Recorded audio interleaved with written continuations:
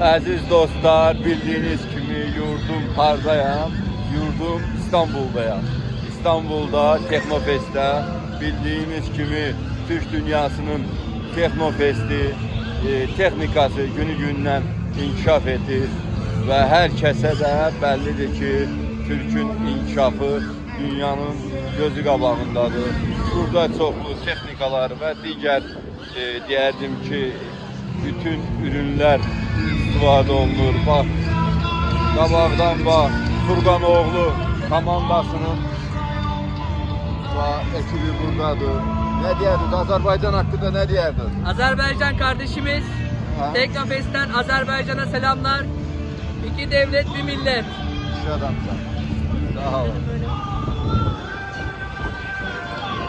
Teşekkür görürsünüz ki herkes Teknofest'e olan sevgisini her zaman göstermektedir. Eşk olsun bütün Türk dünyasına.